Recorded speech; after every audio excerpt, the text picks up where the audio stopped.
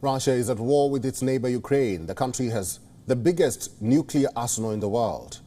And its head, Vladimir Putin, is unpredictable to say the least. So when he talks about a nuclear war, it is a matter of concern. Russia successfully carried out the test of a new generation nuclear-powered cruise missile. And during that announcement, he said this. Because from the moment the missile launch is detected, no matter where it comes from, any point of the world's oceans or from any territory, in a retaliatory counter-strike, so many hundreds of our missiles will appear in the air that not a single enemy will have a chance of survival in several directions at once.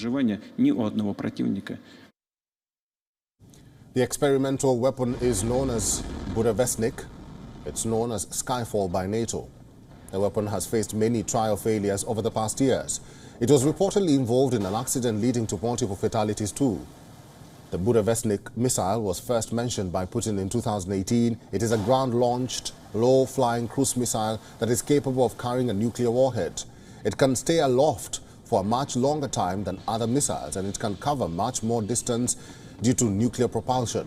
So why is this concerning? Let's look at what Russia's nuclear principle states. The decree says Russia will only use nuclear weapons on one condition: if another state provokes an attack with a weapon of mass destruction. But the decree stating this ends with an unusual statement. Nuclear weapon will also be used in the case of aggression against the Russian Federation with the use of conventional weapons when the very existence of the state is put under threat. And this is vague. And what makes this dangerous is a statement Putin made after he invaded Ukraine. He said, and I quote, "For our country, it is a matter of life and death, a matter of our social and historical future as a nation. It is not only a very real threat to our interests, but to the very existence of our state and to its sovereignty." But at the tactical level, however, the situation is different. There is a doctrine in place of no first use. But because Russia's wording and intentions are uncertain, this kind of statement calls for worry worldwide. The threat of nuclear weapon has surfaced multiple times in the last 18 months of the war. The problem is, just because Putin has not pressed the red button in the past, that doesn't mean he will not press it in the future.